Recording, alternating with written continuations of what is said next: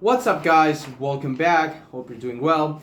Today we're going to talk about how to grow each body part of your upper body. Because God forbid I talk about legs.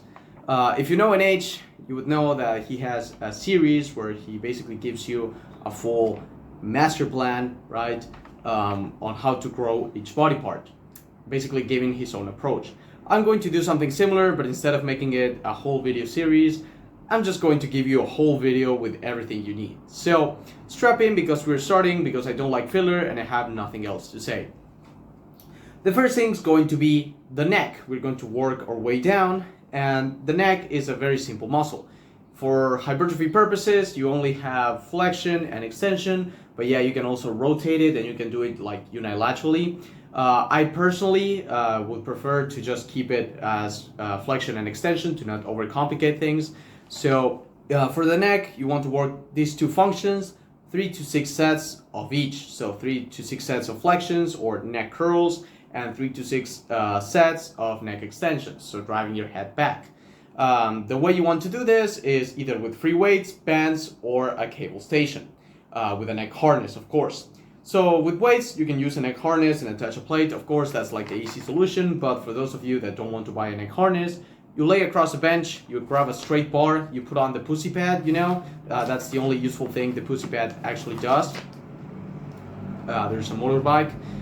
So you basically grab the straight bar, you put it on behind your head, and then you do your extensions laying across the bench, and then you flip with your face facing the roof, and then you put on the straight bar on your forehead, and then you do your curls like that.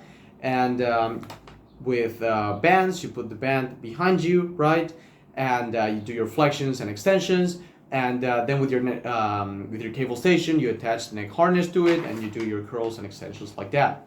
The cable variation might be a little bit better because it stretches the traps a lot, but outside of that, they're basically the same. I personally like the one where you lay across the bench, although it is kind of a pain to set up, if I'm being honest. The way you want to incorporate this into your program is you want to superset it in your leg days. So you can include it, for example, you can do squats, neck flexions, then you do your deadlift and neck extensions, for example, or you can do it as a full block and attach it to abs or hamstring curls or something like that, because usually leg days are pretty empty. In terms of rep ranges, you want to do either 10 to 20 for most people, or if you can really handle high rep sets, I recommend doing 10 to 30 because this is going to build the tissue capacity necessary for the weight jump, thus minimizing injury. So for most people, I recommend 10 to 20 because that's going to be enough, but if you get strong enough at neck curls and neck extensions, 10 to 30 is the way to go. Now, I would recommend starting off with you alone on your bed. You lay facing the roof and facing the floor, and you do your neck curls and neck extensions with just the body weight of your head, basically with just your head weight. And then once you need to start adding weight, there you go to the gym and do your neck curls and neck extensions. So that's the first part, the neck. We move on to the traps. The traps are muscle that grow by heavy weighted stretch. It can be via deadlifts, it can be via carries, or via shrugs. I personally recommend that if you're going to do it via deadlift, you make it trap biased, and if you're going to do it via carries, you better have a trap bar. So don't do it with dumbbells because they're not heavy enough. You want to make sure that you have some type of heavy work that isometrically stretches the traps. So we're going to include 3 sets of either trap bias deadlifts, so that be either snatch grip block pulls, high bar trap bar deadlifts, or block pulls from the low bar trap bar deadlift, right? So that's the trap bias deadlifts. We have shrugs, which you can do with the trap bar, with a straight bar, with a snatch grip, or you can do with dumbbells if you want to. And then we have the carries that I recommend doing with the trap bar. We have to add this so we can make sure we have a heavy weighted stretch. And for the shrugs, you can do it in 3 different manners. If you do it with dumbbells, I recommend purely strict, so you make sure you really contract at the top, slow down the eccentric, and really let it like stretch at the bottom. And once you can't like get it at the top, you finish the set. For trap stuff, like if you're doing it with a trap bar, I recommend doing it strict and then progressively cheat, basically. That's the second way. You start out strict, and once you can get your shoulders up, you cheat a little, use a little bit of momentum to really like get it up and then really let it stretch. And then if you're going to do something like rack pulls, or you're going to do like Herzoviak does, where he carries a lot of weight, right? And he does like partial shrugs, then I recommend doing it with a lot of cheating and a lot of momentum. So that's the three ways to do it: strict to cheating, and just straight up cheating. And then we have the carries, in which if you care more about function, well, this can work. So that's the first part, 3 sets of the heavy stuff. Then we have 4 to 6 weekly sets of trap bias rowing.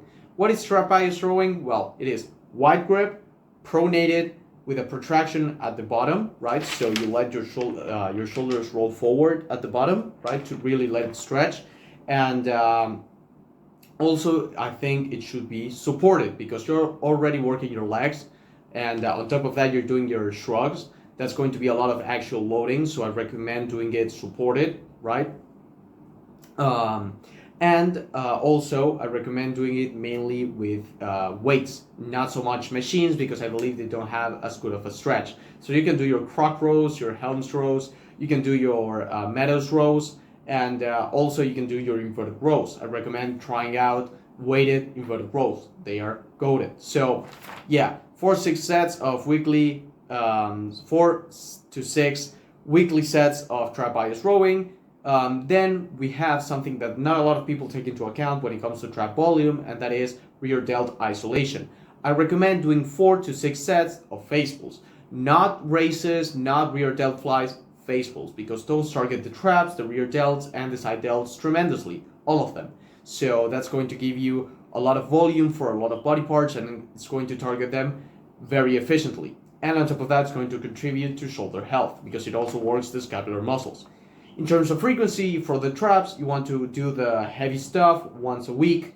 Then the rowing, you can spread it out 2 to 3 times a week, right? And then for the face pulls, you want to spread it out 2 to 4 times a week. That's how you want to do it. Find ways of mixing it up in a way that makes sense, but overall, it's how I would approach it. Then for the shoulders, we move on to the shoulders. The shoulders basically is composed of 3 aspects, going to be vertical pressing, horizontal pressing, and rear delt isolation. Because I personally do not believe in lateral raises. I think that they are overrated as fuck. A lot of people overfocus on the lateral head, which I get why, right? But it makes more sense to grow it by doing vertical pressing, and also mix it up with rear delt isolation, which also works the side delts to a great extent, especially with face pulls. So, starting off with the vertical pressing. The vertical pressing, to make sure you're also working the lateral head, has to be full range of motion. So it doesn't work if you do it just right here. You have to go all the way down. So deficit handstand push-ups, the OHP, behind the neck press, ring pike push-ups, and also if you do one hand at a time, military press standing, that can work because you can twist the dumbbell, and also Arnold presses. That's also going to work the side delts a little bit more compared to military press. 80 press, I think it's out of the picture because it's going to be mostly shoulder from delts, and upper chest, and not so much lateral head. So deficit handstand push-ups, OHP, behind the neck press, 6 to 8 weekly sets, and I recommend having 2 times a week frequency. So you have 2 sessions where you do 4 sets or 3 sets, or 1 session 4 and the other 3. But this is going to maximize your shoulder size. I know that a lot of people recommend not doing that much volume with vertical pressing, but I think it's not going to hurt. I mean, most people can spam vertical pressing because you don't use a lot of weight, and on top of that, it's very healthy towards the shoulders, so it's only a good thing. Then for the horizontal pressing, I'm going to recommend then on the chest section, I'm going to include a little bit extra things for horizontal pressing, but for shoulders, you have to do at least 3 sets of dips, right? 2 to 4 sets of, 3 sets of dips or supinated pressing. And when I mean supinated pressing, it can be reverse grip bench, or it can be, for example, full RTO push-ups, something like that. So that's for one part of the horizontal pressing. And then because we're doing a lot of 90-degree stuff, You also have to mix in with your horizontal pressing, quote unquote, because it's more of a hybrid, incline pressing. So either decline push-ups or incline presses with dumbbells or a barbell, 2 to 4 sets. This is going to hit the front delt in a different angle, and it's also going to allow the side delt to be taken out of the picture so you can isolate it later with your rear delts.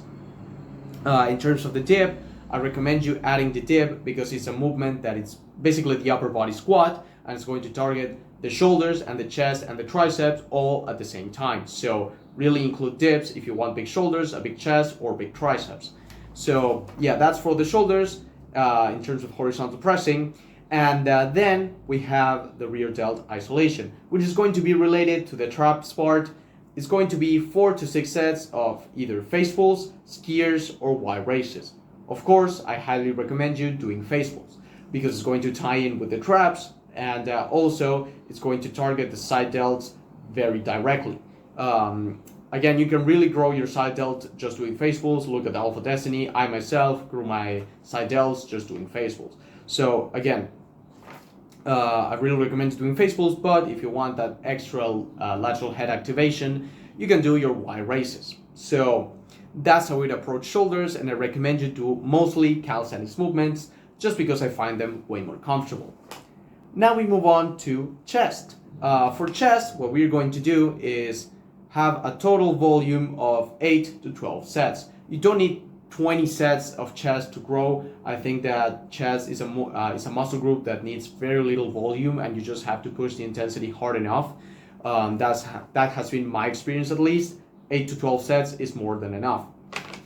So for these 8 to 12 sets, we're going to do 2 to 4 of incline presses, right, or decline push-ups, and bonus points if you also make it high range of motion, because it's also going to allow the upper chest to be stretched even more. So if you go, for example, from let's just say incline pressing with a barbell to incline pressing with a cambered bar, right, that's going to be bonus points. The same goes if you go from decline push-ups to decline deficit push-ups or decline ring push-ups, right? Then we have 4 to 6 high range of motion push-ups or presses, high range of motion presses. So again, it can be a flat cambered bar bench press, regular ring push-ups, dips as well. Something like that that's going to allow you to have your hand go further than a regular bench press, and that's going to stretch the chest even more, allowing you to get more out of less weight, preventing injuries, and bulletproofing the rotator cuff as well. Again, I highly recommend you doing it with calisthenics. I think that a good rep range for the incline presses is going to be 6 to 12, and for the high range of motion pressing is going to be 4 to 8. Then for the last part of the horizontal pressing, which is all for chest, because I don't really believe that you should be isolating your chest if you have the chance of doing something like ring push-ups, for example. And also the contraction is not that important, if I'm being honest. So even if you do just deficit push-ups, for example, which you don't get the contraction, it's still going to be the exact same result. Then, so the last part, we're going to do 2 to 4 sets of arm-biased movements. So that can be either dips, which is going to target the triceps, full RTO push-ups, which are going to target the biceps and the triceps as well, and also the close grip bench. This is because you're going to basically be able to get the last drops of gains from the chest before it gets too tired and you start overtraining, quote unquote, and also hit your arms as well, which is going to tie in with the arms section. So yeah, you have your incline presses for the upper chest, which needs like a little bit special treatment, right? Then you have the high range of motion presses for your whole chest, and then you have your arm bias variations to get that little bit extra of gains that you might be missing out if you only did chest bias presses. So that's for the chest. We move on to the arms. For the arms, we're going to split it into triceps and biceps, and in biceps, I'm also going to, in biceps, I'm not going to incorporate the brachialis. The brachialis is going to be incorporated into the forearms part. So with the arms, we're going to start off with the triceps. It's going to be, the triceps is going to be divided into 3, basically. First, we have 4 to 6 sets of overload, which is going to be mostly concentric, so your push downs. I recommend B-bar push downs as your overload movement, But you can also do it with a JM press or with diamond push-ups. You can choose whatever of the three you like, but these movements will allow you to push a lot of weight and also warm up the elbows for the next part, which is going to be 6 to 8 of stretch biased movement. So for example, here you could add cable extensions, ring extensions, French press, skull crushers if you want to, although if you're going to do JM press, why do skull crushers in the first place, your dumbbell extensions and stuff like that. I really believe that the triceps benefit a lot from weighted stretching, especially the long heads, so don't be afraid to push the weighted stretch volume very high if your elbows can take it. So that's why I added the overload first, because you're going to basically warm up the elbows with the concentric overload with the push downs, and then you move on to the stretch based movements. Then we finish off with, we don't finish off, it's more of we supplement with the previous arm bias pressing. So 2 to 4 sets of arm bias pressing. The dips are going to benefit a little bit more towards the triceps, but the isolation is going to be the main thing that is going to drive growth. So yeah, that's for the triceps.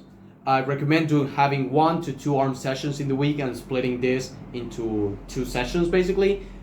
So for example, you have your arm session in which you do, for example, 4 sets of concentric overload and 4 sets of stretch-based movements. And then you have another session in which you fill in the rest of the volume at the end of your session. Maybe an upper body session. You could have upper, lower arms, lower, upper, and there on the last upper you add the arm volume, or at the beginning of the week. Depends on your priorities. So that's for the triceps. For the biceps, again, you want to split it as well into 1 arm session, and then you want to add it onto another upper day, or you can have 2 arm days and do everything there as you please. But with the biceps, we are not going to be able to benefit from, let's just say, arm bias movements, because even though you might be doing close grip chin-ups with a supinated grip, you're not going to really be working your biceps that much unless you really go out of your way to turn chin-ups into a bicep movement, at which point, why not just straight up do a bicep movement and that's it. So for biceps, you want to do 4 to 6 sets a week, of course, of heavy curls in the 4 to 8 or 6. Oh, I almost forgot for the triceps. The concentric overload is going to be 6 to 10. The stretch base is going to be 6 to 15. And the arm bias pressing, I prefer it to be 6 to 10. So I almost forgot that. For now, let's go back to the biceps. For the biceps, you basically want to do 4 to 6 sets of heavy curls, right? In the 4 to 8 or 6 to 10 rep range. I know 4 to 8 for curls, yes, it works wonders. Seated dumbbell curls in the 4 to 8 rep range has basically destroyed my biceps every single time, and I highly recommend it. So 4 to 6 sets of heavy curls, and then once we are already warmed up enough, we do 5 to 7 sets a week, of course, of stretch-based curls in the 6 to 15 or 10 to 20 rep range. This can be done again with cables, this can be done with rings, this can be done with bands, however you like it. Just make sure to follow the rep ranges and the total sets. And again, you can split it with the same way you did with triceps. Then we move on to the forearms. For the forearms, we have basically 2 aspects, which is going to be for the brachialis, and then it's going to be for the forearm itself. I'd say that because when you work the brachialis, you're also working the forearms. So for the forearms, I recommend 3 to 5 sets of brachialis and radiobrachialis curls. So that can be either reverse curls, right, like this, fat grip curls with a supinated grip or pronated again, and also hammer curls, so with a neutral grip. 3 to 5 sets in the, I recommend 6 to 12 rep range. You can also try for the hammer curls, since you can go a little bit heavy, try 6 to 8 or even 5 to 8. I think that can work as well. But that's not going to contribute a lot to your forearms themselves. What's going to contribute the most is going to be fat grip pull-ups. And I recommend you doing 2 to 4 sets of fat grip pull-ups and 2 sets of dead hangs. So you do your fat grip pull-ups, right? And that's going to be like the main thing that's going to build your forearms. And then you add forearm isolation in terms of the dead hangs. And then you target the brachialis and the forearms as well with the hammer or reverse curls. So that's how we'd approach growing your forearms. In terms of frequency, I recommend adding it in your arm days or in your leg days. So you can do your neck along with your forearms and there's going to be zero overlap with it. Or you can do it also with your abs, because I forgot to talk about the abs. So now we move on to abs, and with abs I'm going to be way more specific. I'm going to give you 2 exercises to do for abs. So for abs, you want to do leg raises on your leg day because this is going to decompress your spine, 2 to 4 sets. And then on your upper days, you want to do your decline sit-ups, 2 to 4 sets in your upper body sessions. And yes, you should be working your abs very frequently. I recommend at least 4 times a week, if not even higher. This is because ab training, in my opinion, is insufferable. And instead of having one single session in which you do like 6 sets of ab training, I recommend you splitting those sets throughout the week. Or spreading, not splitting. Spreading those sets throughout the week. That's going to be way more comfortable to do. And you're probably going to push it to failure more consistently than just doing everything and cramming everything into just one session. So that's for abs, very simple as you can see. Now we move on to my favorite part and the last part of the video, which is going to be the lats. The lats, in my opinion, can take a shit ton of volume. They recuperate really fast, and they can basically be treated as a slave, as NH would say. Please do not quote me on that. I'm going to get canceled. So for the lats, I recommend 10 to 15 sets of vertical pulling, which, I'm not an idiot, it's also going to target the rear delts, the rhomboids, the mid traps, but it is mainly going to be to grow the lats. 10 to 15 sets of vertical pulling. 3 to 5 should be done with a wide pronated grip to work the shoulder adduction part, so driving the elbows like this, right? This flexion right here is also going to target the teres major along with the lats. So 3 to 5 sets with a wide pronated grip a week, right? Then we have 4 to 6 weekly sets of either supinated or neutral close grip pulls, because you're going to be working this function of the lats, right? The shoulder extension aspect. So, or driving your elbows down, if you will. So instead of shoulder adduction, we're going to work shoulder extensions. And this is the main function of the lats. 4 to 6 sets of supinated, neutral, supinated or neutral, and closed grip. I recommend mainly L-sit chin-ups because you have the spinal flexion aspect and it's going to stretch the lats even more. Then we have, as the last thing, 2 to 4 sets of either fat grip pull-ups, which also target the back. It's also going to target the forearms a shit ton, but it's still going to target the lats. And also, you can also opt, if you want to, if you don't care about forearms, about medium grip ring pull-ups, because you're going to be able to rotate and hit different parts of your back with that, and it's also going to fit your own anthropometry. So that's for the guidelines in itself. In terms of rep ranges, I recommend for the wide grip pronated to do either as many reps as possible or 6 to 15. For the supinated neutral the supinated or neutral closed grip, I always have trouble with that one. I recommend 6 to 12, or you can even try 4 to 8 if you want to go really heavy. Then for the fat grip stuff, I recommend going AMRAP or 10 to 15. So also another thing that I want to mention for the lats or the vertical pulling in general is that the higher range of motion, the better. So for example, you can do the supinated or neutral closed grip pull-ups. You can do it chest to bar or even sternum. In fact, sternum might actually work best. And then the wide grip pronated, you can do it to your clavicle. And then you can have your ring pull-ups or your fat grip pull-ups just be chin above bar. If you can't, of course, just stick to the regular variation. But if you're able to, with your body weight, do extended range of motion, I highly recommend it. It's going to lead to more lat gains, even though it might not be biomechanically obvious. So that has been my experience, at least. So that's the whole video for today. I really have nothing else to add. Let me know if you found this interesting, if you found this useful. And also, I want to tell you that if you have any type of feedback you want to give me, I'll always hear it. So anyways, thanks for watching.